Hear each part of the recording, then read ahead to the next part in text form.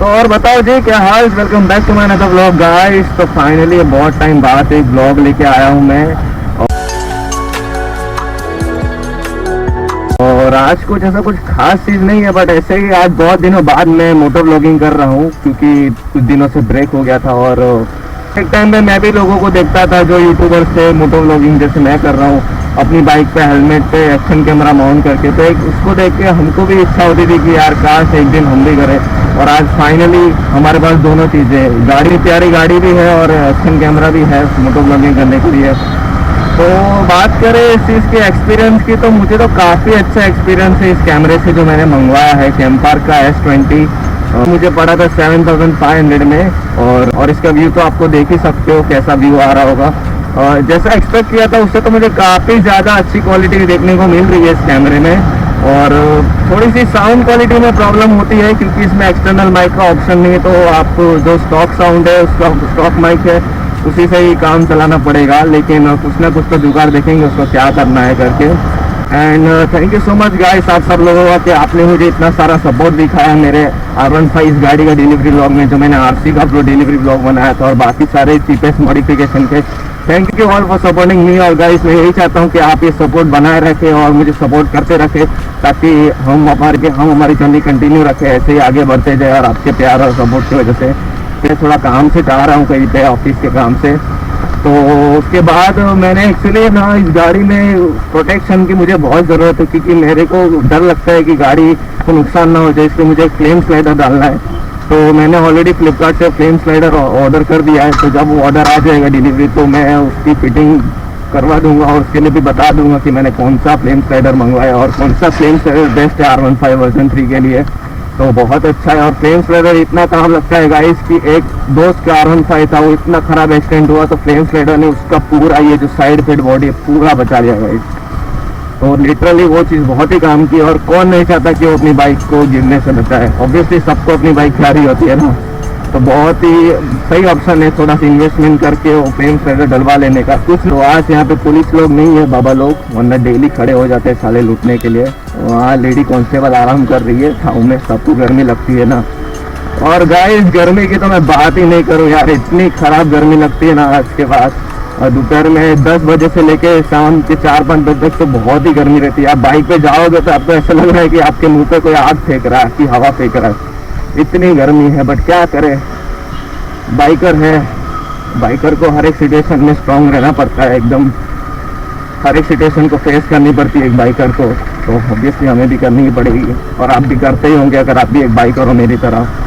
और अभी तक आपने मेरे चैनल को सब्सक्राइब नहीं किया, लाइक नहीं किया, शेयर नहीं किया, तो कर क्या रहो guys. Don't forget to like and subscribe करना मत भूलना गाइस। अभी हिट द बेल नोटिफिकेशन घंटा दबा दो, सब्सक्राइब का बटन दबा दो, ताकि कोई भी मैं इंटरेस्टिंग आगे जाके मोटो ब्लॉग या कोई भी ब्लॉग डालूँ तो आपको पहले से ही पता चल जाएगा।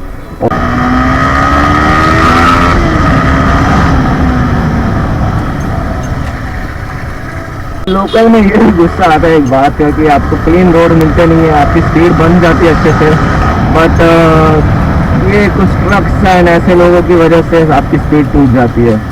तो रियल मज़ा गाड़ी चलाने का तो मैं हाईवे पे ही ऐसे रोड पे, क्योंकि हाईवे पे आपको क्लीन रोड मिलता है और आपको गाड़ी चलाने की उतनी ही मज़ा आती है जितना कहीं पे भी नहीं आती।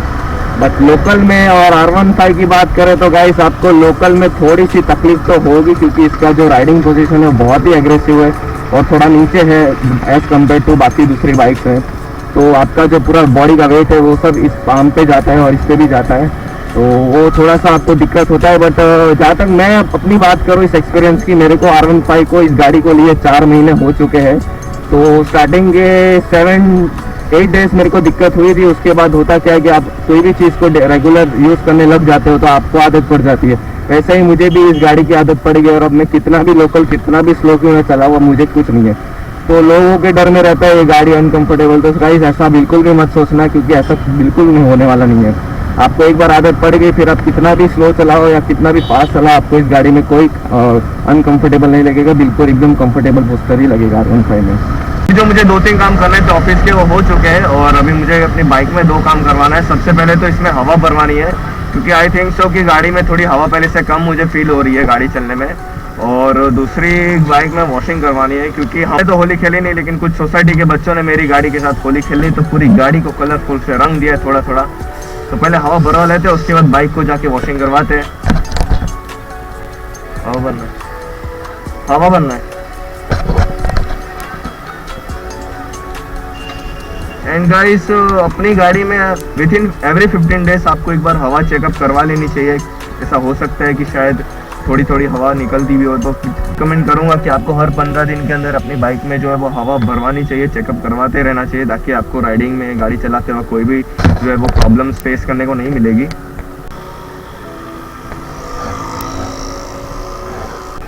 चलो, तो अभी हमने अपनी गाड़ी में हवा भरवा ली अच्छी तरीके से, और अब बारी है थोड़ा गाड़ी को वॉशिंग करवा ले, क्योंकि बहुत ख़राब हो गई है होली के बाद। तो क्योंकि बच्चे लोगों ने सोसाइटी में इतनी ख़राब होली खेली कि मेरी गाड़ी में इतने सारे कलर्स और ये सब वाटर मार्क जो कलर के जो केमिकल्स ये सब रह गए। तो इनको इससे पहले कि कुछ कलर में रिएक्शन हो जाए तो मुझे इनको साफ़ करवाना पड़ेगा और अच्छी तरीके से फोम वॉशिंग करवाना पड़ेगा बाइक को। तो वॉशिंग वाले के पास जाते हैं और फिर मस्त अपनी गाड़ी को अच्छे से वॉश करवा लेते हैं। एंड गाइस यस, मैं बात कर रहा था मोटो ब्लॉगिंग की। तो पहले मुझे बहुत आसान लगता था कि हाँ एक जस्ट कैमरा ही तो लेना है, उसको सेटअप तो करना है और बोलना तो है, बट गाइस इतना इजी नहीं है मोटो ब्लॉगिंग करना। वो आज जब मेरे पास कैमरा सेटअप आया तब मुझे पता चला कितना टफ होता है एक मोटो ब्लॉगिंग करना एक राइडर के लिए, और किस तरह उसको क्लिप्स को मैनेज करके किस तरह एडिटिंग करना, किस तरह अपलोड करना बहुत टफ होता है मोटो ब्लॉगिंग। और स्पेशली आपको कैमरा एंगल भी संभालना पड़ता है कि आप अगर बाइक को लेके जा रहे हो तो आपका कैमरा एंगल कैसा आ रहा है, आपका वॉइस ठीक से चल रहा है कि नहीं।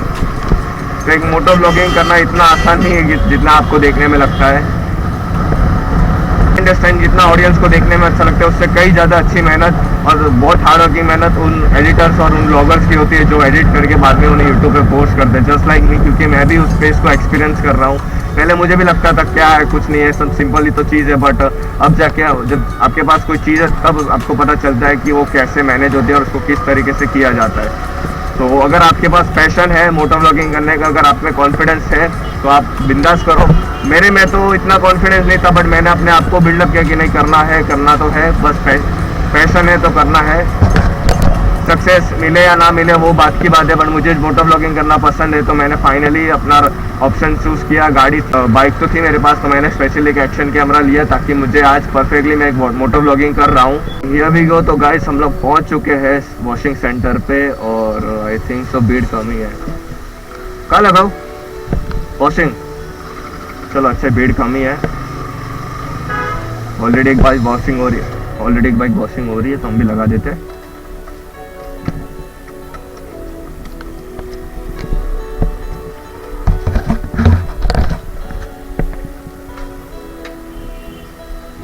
तो अभी यहाँ पे गाड़ी का वॉशिंग होगा ऑलमोस्ट हाफ एन आवर, उसके बाद हम लोग निकलते हैं गाड़ी को लेके आगे जाके।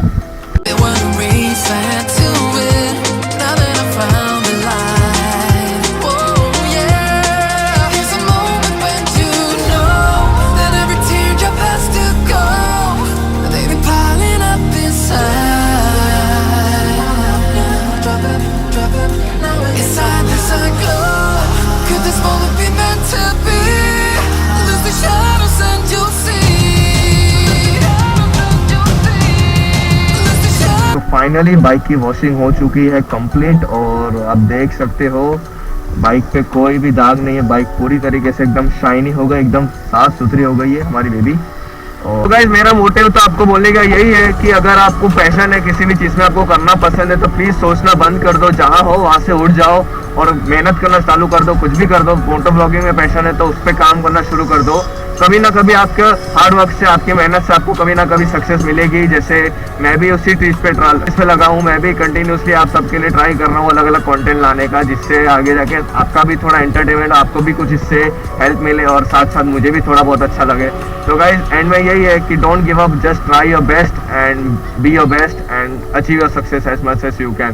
तो आज के ब्लॉग को करते हैं यही पे एंड आई होप आपको ब्लॉग पसंद आया होगा। ये मोटो ब्लॉगिंग का कंसेप्ट होगा वो आपको समझ में आया होगा। तो गाइस फाइनली अगर ब्लॉग पसंद है प्लीज इसको लाइक कर दो, शेयर कर दो, सब्सक्राइब कर दो, हिट द बेल नोटिफिकेशन में कोई भी ब्लॉग डालो आपको पहले ही पता चल जाएगा। Till then stay safe, stay happy, stay positive and ride safe. Bye guys.